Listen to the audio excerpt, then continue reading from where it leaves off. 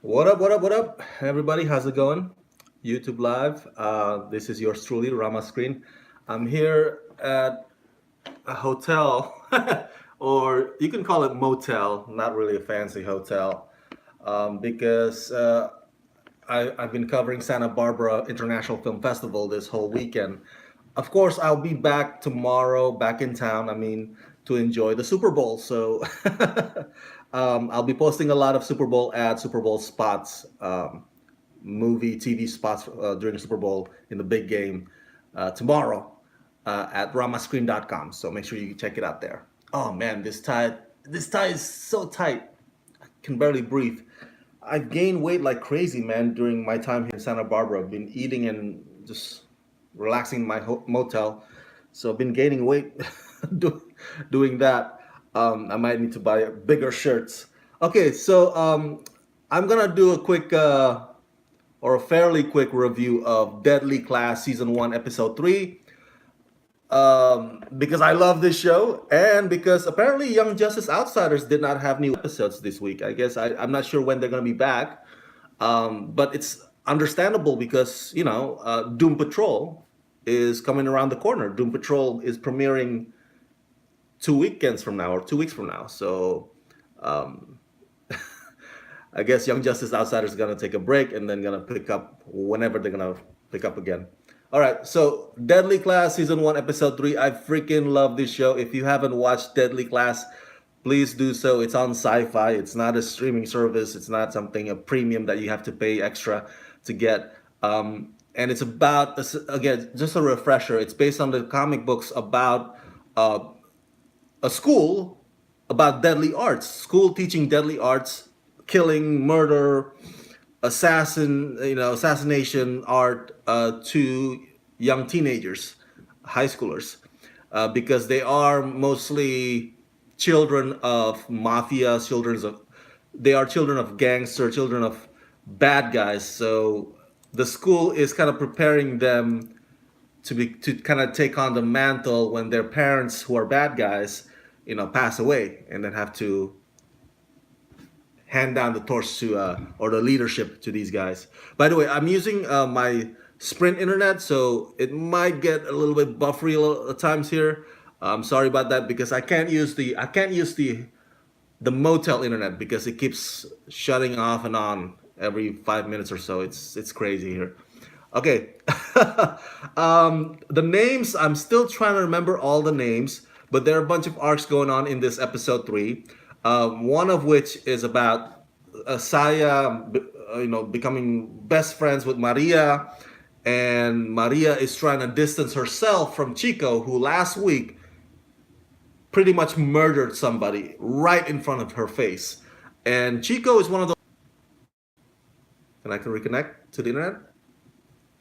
Am I connecting right now? Okay. So that's what I noticed in this bunch of kids that, in addition to Willie, because Willie, if you've seen the episodes, previous episodes, Willie is not a killer. Willie is a softie. Willie is just putting a front, putting a face, acting like he's badass and authoritarian, but he's not. He's actually like he's like any kid, right? He wants to make friends. It doesn't matter what group they are, and as you know, this Deadly Class, there's a bunch of groups. There's the Yakuzas, there's the Hispanic cartels, the um, Aryan Brotherhood or the White Supremacy. So Willie's like, oh man, why can't we just like play a game, video game? And that's what he is doing here in this episode with Marcus. But Marcus, after a while, gets really sick and tired of the fact that Willie has to pretend like he's enemies with him. You know what I'm saying? Like in behind closed doors, Marcus and Willie are like best buds. But when somebody else comes in and sees them, I was like, oh, Willie has to be back in his badass mode again.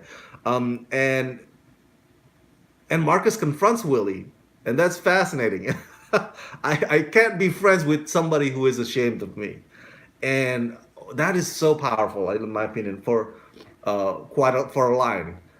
I remember when I was a kid, I did have some friends who were like, after you hit a certain age, I don't know, maybe because that's also, let's see here, still reconnect? Am I reconnecting to the internet? Okay. The other arc that's my favorite actually of all the plots or um, the storyline, sub storyline that's going on in this episode involves Petra and Billy and Drago. Now, Drago tricks Petra into going with him to the ball, um, to the prom. Which, by the way, I want to say they really bust out this prom early on in the season. I'm really surprised. Usually in other shows, the prom thing doesn't come out to like I don't know nearing the end of the season or even season two. Because prom is like a big deal. Like the climactic moment when relationships are formed or when betrayals happen, when things evolve. But they really busted out early on in the season in episode three, and I'm really surprised by that. A kudos, very ballsy move on their part.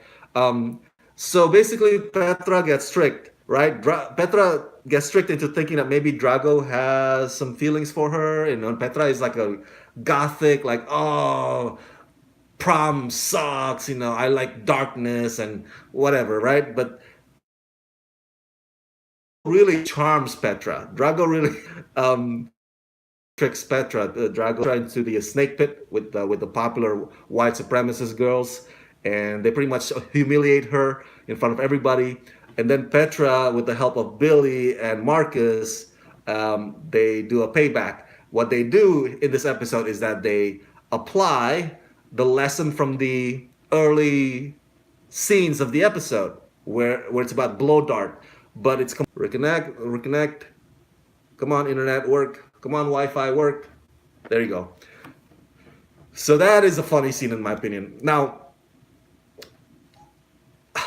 the last plot, before I give you my thoughts about the overall episode, the last plot involves Mr. Denke and Master Lin duking it out, battling it out, because the fact of the matter is, and I'm trying to understand this as I watch the episode. Turns out there is a contract on Mr. Denke's head. Mr. Denke is of course played by Henry Rollins, the great Henry Rollins.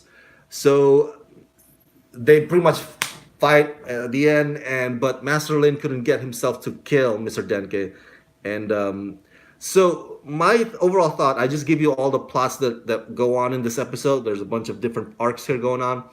And oh, I forgot. Chico also tries to control Maria, but Maria wants some space, and then Saya kind of comes in and kind of defends Maria.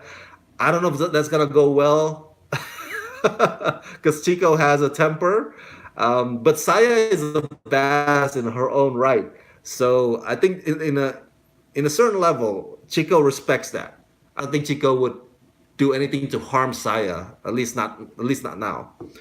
Um, it's interesting to see. My overall thought is that it's interesting to see um, which characters that totally embrace their villainy, you know, and which characters that not necessarily put up a front like Willie, but their mindset is like, man, this whole killing and against each other thing and um, group cliquey thing, it sucks, man. Why can't we just like hang out and be normal, you know?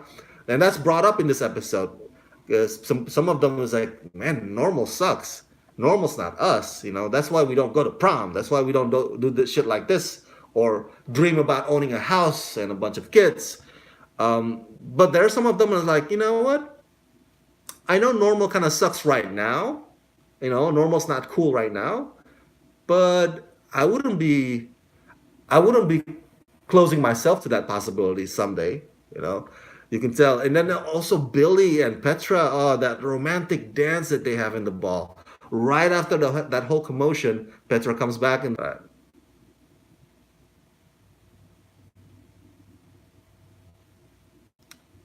okay. So I guess I'll take that as a sign that I should wrap up because the internet keeps going on and off here. Yeah, so that's so romantic and all the feels. it's the appeal of this show, and I want you guys to give it a chance. I don't know what the rating is right now for Deadly Class, and but I really want everybody to go watch it so that they could, so that the show can get renewed for second season, because it's so good, you guys. It's like X-Men meets Harry Potter, but with more attitude, with murdery stuff.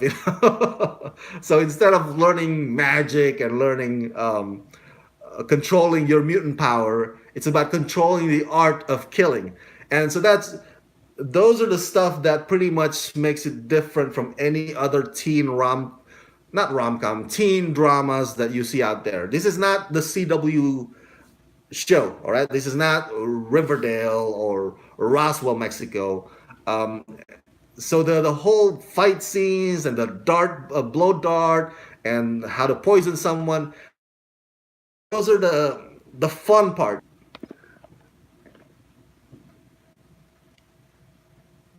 And three, two, one. Okay. So this is a show that you can watch together with your loved ones, with your significant other.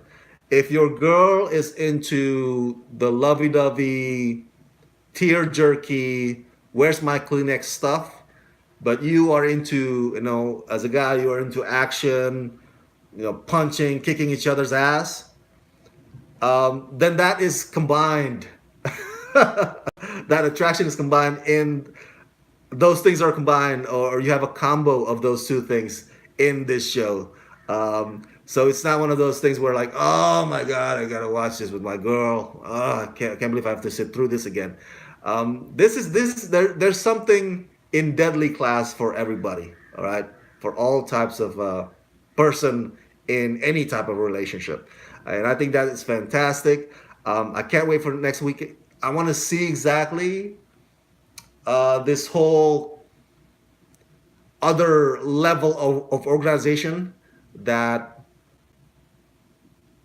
three, two, oh, that's it. Three, two, one, reconnect. There you go. And I also want to see Billy and Petra becoming exclusive. That'd be nice. I want to see more of French Stewart's character. He's this psychopath that looks like Hannibal Lecter. He's one of the professors, and we only get to see a glimpse of him in this episode. I want to see more of that, what he can do or what he teaches them. So I can't wait. I can't wait. I really like this show, and I hope you guys give it a shot. It airs on Sci-Fi every Wednesday night. Okay, so it's a basic cable. It's not premium. It's not streaming service. You don't have to subscribe any more extra. So please go